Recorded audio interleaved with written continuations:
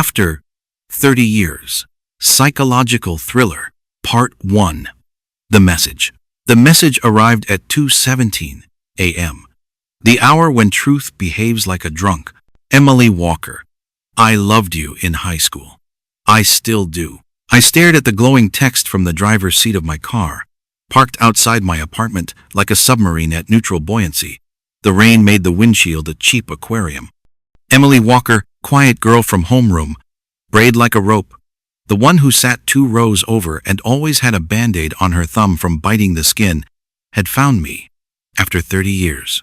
I typed, "Who is this?" then deleted it. Of course I knew.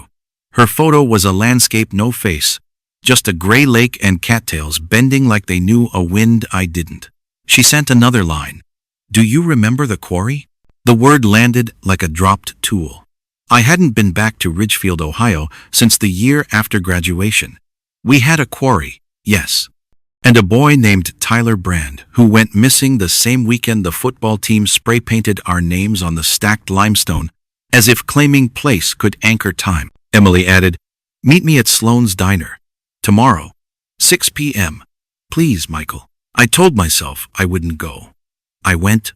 Part 2. Sloan's Diner. Sloan's hadn't changed. Coffee tasted like hard work, and the light was still the color of old teeth.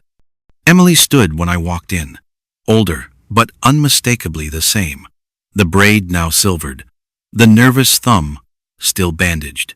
She wore a green coat. You could disappear inside. "I'm sorry," she said, and somehow meant it for all 3 decades. "For what?" I asked. "For waiting this long. We Saturday." The waitress topped off our cups and drifted away like someone trained to leave sparks alone. Emily didn't touch her coffee. "I moved back last year," she said. "My mother got sick. She used to say, 'You were the only boy who ever asked if I needed help with a book bag.' I carried it once," I said, embarrassed by the smallness of the memory. "You carried the heavy end," she said softly. "Michael, I kept something for you." She slid a shoebox across the table. Inside, a Polaroid of me at 17, knuckles scraped. A house key on a faded Wildcats lanyard. A cassette wrapped in wax paper labeled Storm. A yearbook page with a pressed clover taped over my senior photo. I touched the Polaroid like it might electrocute me.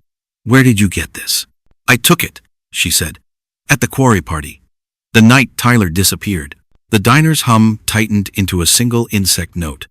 "Why reach out now?" Her eyes shone with something between relief and dread. "Because the county's draining the west end of the quarry for a new access road. When water leaves, so do secrets." She closed my fingers around the key. "And because I loved you then, and I think I made a choice for you that night. I need to know if you wanted me to." "What choice?" "To keep you safe," she said. "From what you did, from what you didn't mean to do." Part 3. The night we pretend not to remember. Memory is a place with unreliable weather. On the drive back to the motel, the tape deck in my head found the old frequency. Friday night, June of '94. Tyler Brand, shoulders like stolen furniture, voice that made quiet kids look down, cornered me by the coolers. He called me a name, then another, and I said something that sounded brave until it wasn't. Someone laughed. A beer can arced past my ear and exploded its cheap gold on the limestone. Emily hovered at the edge of it all. A careful moon. I remember Tyler shoving me. I remember shoving back. I remember his heel finding the edge wrong and his body listing toward the dark water like a building that realizes too late it's made of sand. Then the shapes. Arms grabbing. Hands missing. A splash that broke the night into teeth. Everyone ran. That's what we did. We ran from bad luck and called it mercy. After, the town searched for a week, then for a year in conversation, then not at all. In the motel, I found a thrift store player and fed it the cassette. The tape hissed like a kept animal. Wind, distant thunder, voices blurred by rain. Tyler maybe, me maybe, and Emily, unmistakable. "Michael, step back. Michael, don't." Then the loud, wet sound of the lake thinking about taking something in. I rewound and played it again. Same pieces. No proof. just a choreography of panic preserved in magnet. At 1:09 a.m., Emily texted, "Do you remember what you told me after?" "No, Emily. You said if anyone asks, you didn't see me." "Did anyone ask?" "Yes. I told them you were with me the whole time." Part 4. The house key. The key from the box did not fit my mother's old place. That house had been sold twice. It didn't fit the school, which was new and wrong. I drove the grid of Ridgefield like tracing a scar. The lanyard smelled faintly of cigars and gym varnish. On a guess, I tried the old field house door. The key turned like something remembering its job. Inside, dust held shapes the way water holds leaves. Beyond a storage cage, behind a rolled wrestling mat, a metal locker waited. The key worked there too. I found two things: a spiral notebook with my name written in a version of my handwriting that never made it to adulthood, and a second tape labeled Huron. The notebook contained exactly 4 entries: June 1st, June 7th, June 11th, June 17th. Each a few lines of bravado and loneliness. "Don't be a ghost. Hit back once." The last page was torn out. I played Huron. No voices, only a length of patient water and the occasional bird. But at the 90-second mark, the mic scraped, as if someone set the recorder on rock. Then, footsteps. Someone humming a tune I recognized and couldn't place, until my mouth remembered it before my brain. My father's whistle from when we sanded the porch in '89. He died in 2001. The sound in the tape made no sense. People talk about chills like a metaphor. They're not. "Emily, meet me at the quarry tonight." Why? Because I think you deserve to choose. And because I still love you, even if you remember wrong. Part V. Edgewater. The quarry at night is a throat. My flashlight showed me slices. Cattails, beer tabs turned to fossils. A carved heart losing names to time. Emily stood near the flat rock we used as a dock. Coat open to show a red sweater like an arterial bloom. "I told Deputy Harris you were with me," she said without hello. "He didn't believe me. He believed your father." "My father?" I laughed without humor. "He would have sold me out for a good story. He said you came home before curfew, washed up. Asked him how long blood could stay under a nail." She studied my face. "Did you?" "Maybe," I said, because maybe felt like the only honest answer a past deserves. She took my hand, the way you take a fragile object you plan to give back. "I found you on the east path," she said. "You were shaking like a dog just pulled from water. You said, 'I didn't mean to,' twice. Then you said, 'It was an accident,' and then you threw up. I held your head, Michael." Her voice cracked not with melodrama, but with accounting.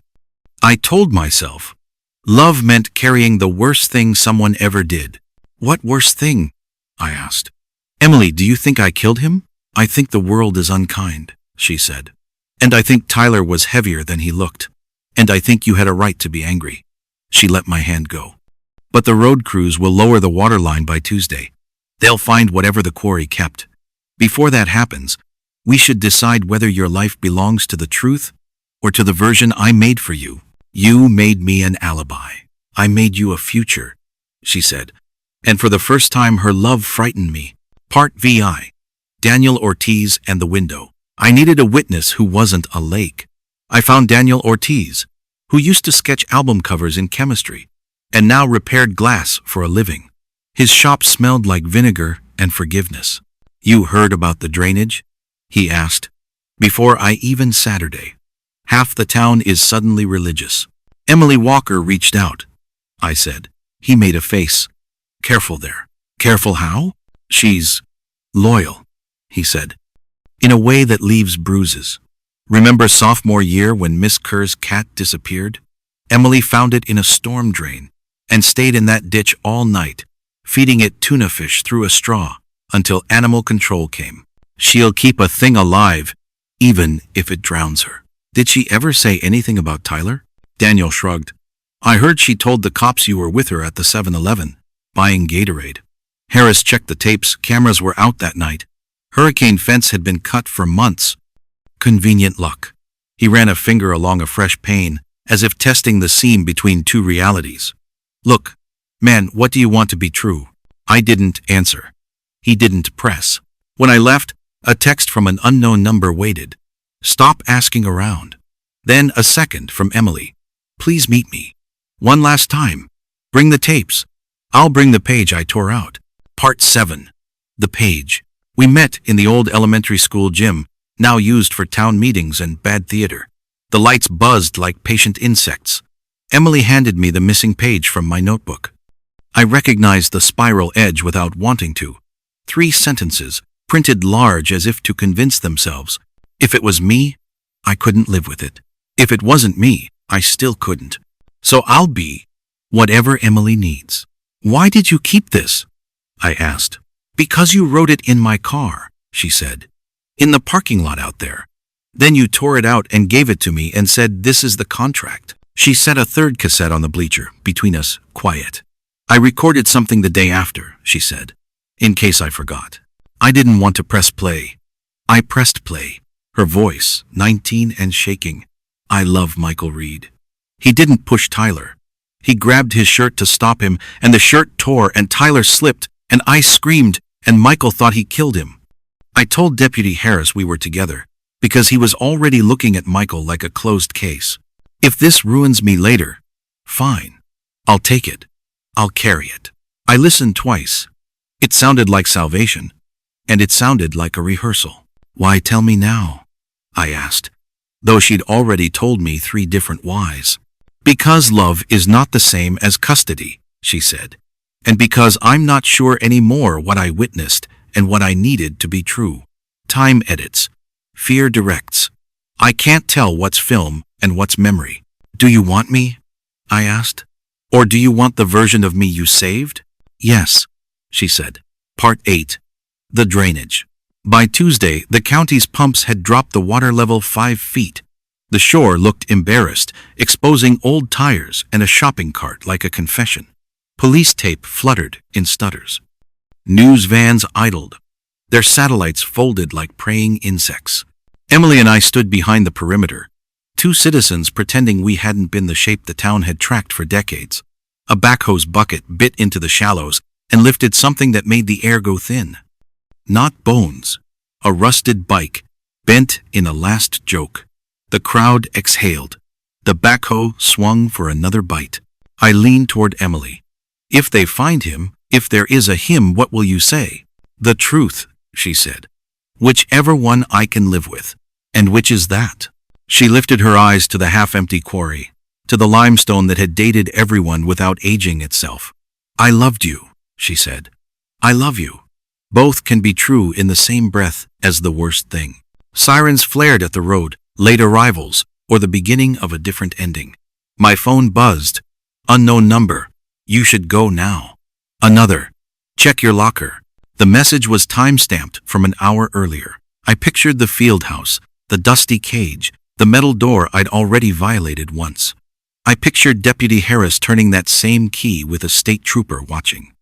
I pictured my father's whistle on the Huron tape and felt, for the first time, the possibility that I had recorded over something else, that the sound was never his, only mine, remembering him on purpose. Michael? Emily said. The backhoe lifted again.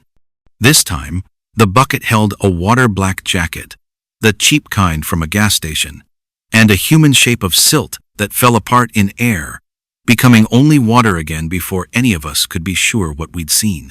Gasps. Shouts. A line of officers moving quick as a thought. Emily's hand found mine. Whatever happens, she said, I kept you safe. From what? I asked. And my voice sounded like I'd borrowed it from someone who deserved it more. From the you that couldn't survive the other answer. We stood there until a cop told us to step back, and a cameraman stuttered my name like a question. I felt the old page in my pocket like a heat source. If it was me, I couldn't live with it. If it wasn't me, I still couldn't. That night, I drove to the field house and watched from across the lot. The door I'd unlocked was propped open with a cinder block. Figures moved inside, headlamps bobbing like insects. I could have gone to them.